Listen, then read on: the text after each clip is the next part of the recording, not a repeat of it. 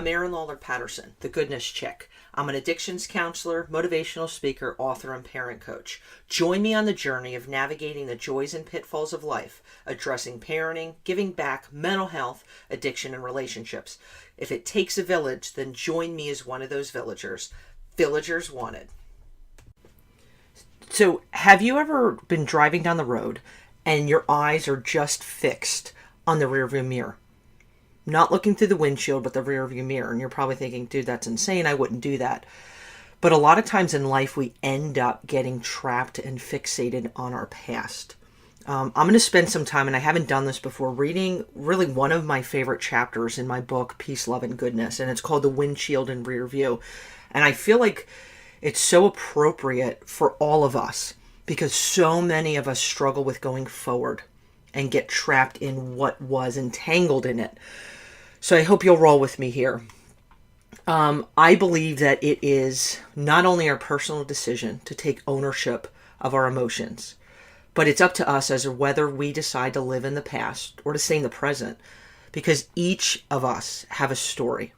Each one of us is our own novel with pages, chapters, experiences that the majority we encounter in life are never going to know about because it's ours. It's our own. Every word and page is our own, and we are the keepers of our story. It's up to us as to who and when certain parts of our novel are revealed. There are those who will choose to divulge very little, and others who will keep the pages more accessible than most. Everybody's different. But the one commonality is that we have our own covers. We all look different in size, color, demeanor, but our outer exterior is what it is. And some covers are a little bit more worn and weathered, while others have maintained their original condition. Kind of think about that in terms of a book. I think it's a kind of a neat thing. And life sometimes has a way of wearing you down. Each of us have memories, hurts, joys, as well as these chapters that make us who we are. Some of our novels are deeper than others. Some novels are longer than others, whether that's due to life experience or the time that they were given here on Earth. The reality is that not one novel on the face of the planet is the same. How cool is that? We, like books and snowflakes, are all unique. Now, once we realize our uniqueness, it makes us less inclined to compare ourselves to the outer covers and chapters of others around us. One of the greatest vices as humans is our past. I believe that with all my heart. Whether it's a chapter in our life or chapter 22 to the past, it can be one of the greatest challenges to overcome. Our past is a part of us, but it does not have to dictate the individual we become. I'm going to say that again. It does not have to dictate who we become. And that is easier said than done. It might be trust issues connected to our mom, who chose her newest boyfriend over you, or the anger that raises its irrational head in arguments that stem from the hurt that you experience time and time again from someone you trusted. The crippling sadness that encompasses you during the holidays is yet another reminder that the one you love isn't here. And it stings. Experiences and memories are a part of who we are, but it can have a tremendous impact on the path that we take in our own lives. We are simple but complex beings. Each of our stories are part of who we are, but the challenge we all face, whether we acknowledge it or not, is to allow our past to be a part of who we are, or we allow it to dictate who we are and then who we will become. It's heavy stuff, dude. Our pains, our disappointments, our joys and trials are ingredients for each of us as individuals, but the giant mothership of an obstacle will be whether we live in the now or the then. So I'm bringing it back to the windshield, baby. My hope would be when you're driving, both of your hands are on the wheel. Focus is on the road. But when we drive, sometimes we get distracted. In order to drive our vehicle, we have to look ahead through the windshield, occasionally glancing at the rear view mirrors, the side view mirror.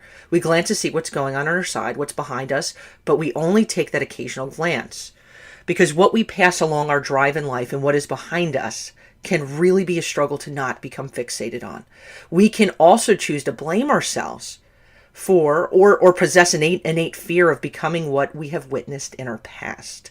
Different chapters or events in our lives can sometimes become our greatest enemy. It's like you versus yourself in a boxing ring. And it's a struggle that can beat the heck out of you. And being bound by what was, what could have been, and what should have been disallows our ability to live fully in the present, and it cuts off at the ankles our progression towards the future. You are in the driver's seat. And if you just focus on what's ahead of you, all focus is and remains on what is in front of you in the windshield. Looking ahead, slowing down when needed, and staying in a state of constant movement is good. It's good, but it's not the best. Because what occurs in this situation, that all attention is turned to the rearview mirror. Because if you can see anyone is approaching you, the vehicles behind you, and possibly the scattered stuff, the potholes, the roadkill, there's things that you manage to avoid because you were looking forward. The inevitable outcome when we are fixated on the rearview mirror, 100%, it's a crash. You will 100% ram into another car, smash into a guardrail, veer off into the road. Dude, it's a given. So the past, our rearview mirror, it's an important part of our lives. It's okay to glance at once in a while, but relying solely on what lies behind us, man, it's dangerous. It is bound for disaster. Nothing good comes from focusing and wrestling with something that you cannot go back and change. There's no jug handle in the past, man. There's no K-turn. There's no redo. That's really hard to digest sometimes. But when we try to live in a would have, could have kind of state of mind, it becomes debilitating for our future. Emotionally, socially, every aspect of our life. And living in the past comes in all different sizes and shapes. It's like this kid that I bump into, out in the community who graduated 7 years ago from high school with no real direction in life, kind of floundering, and every conversation is how life was super awesome in high school. The chat never reaches beyond the 7 years. And this like freeze-framed life with scoring goals, dating relationships, and parties, it's the past. Or it's the now late to 20, 30-year-old who's working their minimum wage job but has no real aspiration for college or trade school and spends their nights playing beer pong in their high school friend's garage before smoking up, listening to Zeppelin, and chasing it with a bag of Doritos. There's no substance. It's what was, because there's fear of looking through the windshield. Or the middle-aged man who's now, 40 years ago, he used to work on jets in the Air Force. Now, can't go a day without chatting about what once was. It's all what used to be, and nothing spans beyond what was deemed to be their peak chapter in life. Dude, it's so sad, and it happens so often. Now, there's a flip side of it. It's really the more heart-wrenching rearview mirror approach, and it's the personal losses that can flip everything upside down. It's the mom who can't put up a Christmas tree for the past 10 years because it's too stinging of a reminder of the daughter who's no longer here. It's the child who is emotionally detached from everyone after years of a father who left and returned so many times back and forth she can't count. Every time promising he would do better. The 16-year-old who had a bong stashed under their bed because he lights up every night to keep flashes of what happened to him 10 years ago from surfacing in his dreams. Lots of hurt out there, man. And so many of us can feel trapped, kind of controlled in this bondage of what was. And the past can have a strong hold that can feel like steel chains on our hands and feet. We become prisoners of our past that can have immeasurable implications on the decisions we make, the road we travel, and the mentality we assume throughout our life, man. But breaking free and allowing yourself to live again it's not a 1, 2, 3 process. It's not the flip of a switch. It takes time. Tiring time. It takes persistence. Maybe a few tissues or two, maybe a few boxes of tissues. It's a one day, 1 week, and one step at a time. With the shackles of what was, there is no legitimate fast forward button to go beyond, having to look at the hurt and then move on. It's really not so simple, but it's critically necessary. For that individual living in what was back in high school, college, it's about finding contentment in the now, going beyond highlights of the past and investing in the tangible goals and stages that can create momentum for good things to happen. And they can unless you go forward and having something to look forward to. There's nothing wrong with reflecting every now and then on the past, dude. It's a part of our life. The highs or the lows of these chapters, it's making sure that it's not a pattern that does not hinder us going forward. It's, for those of you guys with aching hearts and minds, I'm sorry for the weight that you bear. But what I can say that harboring devastating sadness or even hatred towards those who have hurt you, who have deeply gashed your heart, that it's like this aching pain that can seem like it pulsates, man. It can feel like these emotions are streaming through your veins.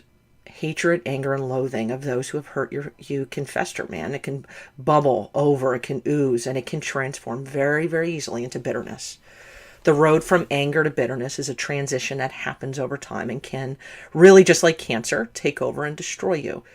Loss, hurt, and disappointment can shatter your heart, but it is something that those who endure it have. You got to make a conscious decision whether or not to forge forward, and it's a really hard decision to make, but it's necessary. The timeline, it's dependent on the person, circumstance, and timing, but that step forward is so important for a full living in the present life. And one of the most devastating aspects of hurt, loss, and grief is the surfacing of bitterness. I believe it can absolutely destroy hearts and lives. I've witnessed so many choose the road to bitterness. And I can tell you from personal experience that it can take you down, man. My feeling is that it is our decision. Albeit it's one that can be gut-wrenching to let go, move forward, and refuse to be a victim.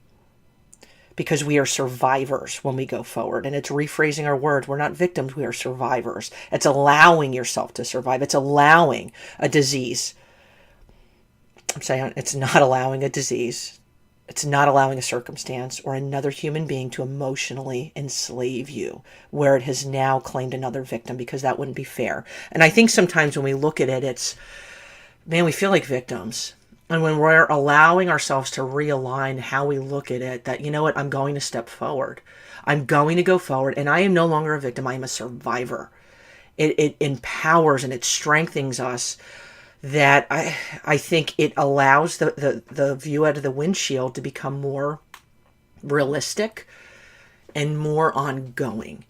And I'm not pleading with you as somebody like preaching to you about this, because there was a point in my life that I couldn't look at myself in the mirror without questioning the reflection that was looking back at me. I truly was almost a victim of bitterness in my own life, a few different points. But I am a survivor standing in front of you as you listen, to this podcast this afternoon. I'm a survivor, and it's something that I'm proud of, but I don't believe in kind of throwing words and encouragement out there if it's something that I have not tried to face myself. Because for me to say, go forward, go forward, go forward, and let the shackles be free. And if I was somebody still unshackled, man, I was bitterness, rage against the bitterness. And that forward, that ability to look through the windshield, saved my life. It allowed me to appreciate life more. It allowed me to value those around me more. And I do believe sadness is an inevitable part of life. But it's allowing our hurts, it's allowing our grief or different levels of pain to be slowly released and not to become swallowed up with this bitterness. It's a fight, man. It's a concerted effort that those part of the Wounded Hearts Club we'll kind of call ourselves, we have to face. If it were not, I'll tell you 100%, man, if it was not for my faith, I really honestly don't know where I would be right now. It's something that is a huge part of my life and gives me strength and it gives me peace that cannot be accessed in any other part of life for me. And I'm humbled by that. And when I tried to stare, I guess I was looking at myself in the mirror and seeing how bitter and angry I had become, and I really had become a different human being. And there's still times, I think about the different things that have happened in my life where those past things don't creep up sometimes, or I don't think about them, but I don't become fixated on them. And it's something I do pray about, and it's something that I have kind of got my thoughts under control, where if things come into my head, I do what's called thought replacement. Because I do believe, man, I look around me and there's so many people who have had life happen and like really heart-wrenching things, and who have allowed or have been like just hooked into this bitterness that has changed their quality of life. And I'm like, life is so stinking short, and you can go forward, and you can look through the windshield, and you do not have to be defined by your past. And when we realize that, It's a kind of beautiful thing. It's hard to digest, but it's a beautiful thing. And I will encourage you, if this is something that you're grappling with, like, Aaron, I'm looking more in the rear view mirror and the side view mirrors than my windshield. I do believe this is something that you need to begin to work on. Maybe it's not the right time for you, but if this is where it's hitting you, or you know someone, maybe have them listen to this. Because I think there's a lot of us who have been rear view fixators and are missing out on life and end up hitting potholes and things and crashing into things that we didn't intend to, because we were fixated on the past. And it's about going forward. And I hope this resonates with you.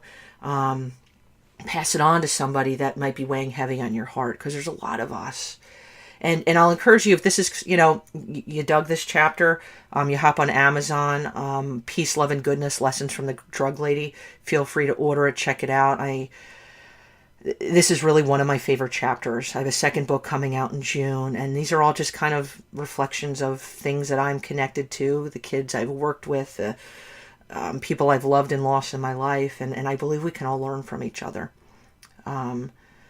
I hope you have a rockin' week. I hope we learn from each other. We begin to go looking through that windshield. Peace, love, and goodness, my friends. If you enjoyed today's show, I encourage you to subscribe to Goodness Chicks Podcast and pass it along to your friends. I hope you enjoyed today's episode and have a great day.